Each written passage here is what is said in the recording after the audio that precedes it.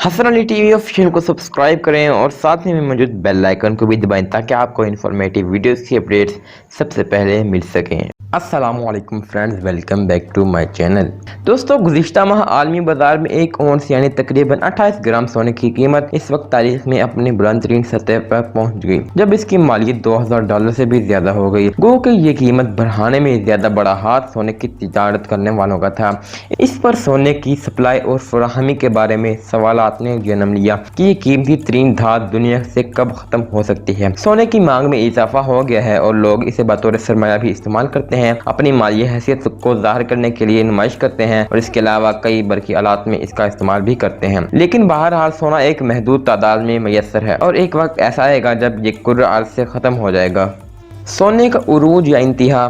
دوستوں، ماہرین اس تصور کے بارے میں بات کرتے ہیں کہ جسے سونے کے عروج یا انتہا کہا جاتا ہے۔ اس کا مطلب ہے کہ کسی ایک سال میں زیادہ سے زیادہ کتنا سونا کانوں سے نکالا جا سکتا ہے۔ کچھ کا کہنا ہے کہ شاید ہم اس حد کو پہنچ چکے ہیں۔ ورلڈ گولڈ کونسل WGC کے مطابق گزشتہ سال دنیا بھر میں سونے کی پیداوار 35,000 ٹن سے بھی زیادہ تھی، جو کہ 2018 کے مقابلے میں 1% کم تھی۔ 2008 کے بعد سے یہ پہلا موقع ہے کہ عالمی طور پر سونے کی سالانہ پیداوار میں کمی آئی ہے۔ تاہم WGC کے ترجمان ہانا برانڈ اسٹیٹر نے ایک بیان میں کہا کہ آنے والے برسوں میں سونے کی سپلائی میں کمی بیشی ہو سکتی ہے کیونکہ موجودہ ذخائر ختم ہوتے جا رہے ہیں اور نئی کانیں دریافت نہیں ہو رہی۔ لیکن اس کے باوجود ایسا کہنا کہ سونے کی پیداوار اپنے عروج پر پہنچ چکی ہے شاید درست نہ ہو۔ ماہرین کہتے ہیں کہ اگر سونے کا عروج ہو بھی جائے تو بھی کئی برسوں تک سونے کی پیداوار میں قابل ذکر کمی واقع نہیں ہوگی، بلکہ اس کی فراہمی میں کمی کا احساس شاید دہائیوں میں محسوس ہو۔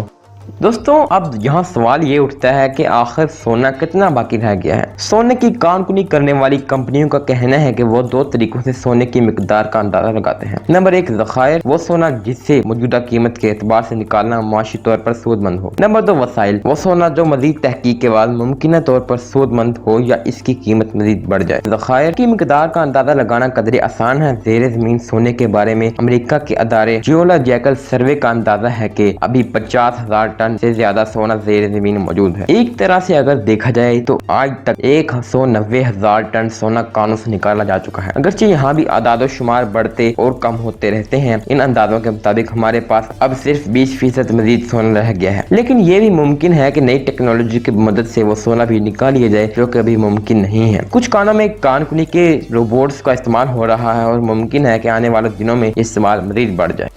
دوستو، اب ہم آپ کو دنیا میں موجود سونے کی سب سے بڑی کانوں کے بارے میں بتاتے ہیں۔ دوستو، دنیا میں سونے کی سب سے بڑی کان جنوبی افریقہ کی وائٹ واٹر ساؤنڈ بیسن ہے۔ کہا جاتا ہے کہ دنیا میں اب تک نکالے گئے سونے کا 30% صرف اسی کان سے نکالا گیا ہے۔ اس کے علاوہ دنیا میں دیگر بڑی کانوں میں چین کی ایم پوننگ کان، آسٹریلیا کی سپر پیٹ اور نیو ماؤنٹ بوڈنگٹن کان، انڈونیشیا کی گراسبر کان اور امریکہ میں ریاست نیواڈا کی کانیں شامل ہیں۔ ماہرین کا کہنا ہے کہ دنیا میں نئی کانوں کی دریافت ہو رہی ہے، لیکن شاذ و نادر ہی ایسی کانیں ملتی ہیں جن میں سونے کے بڑے ذخائر ہوں۔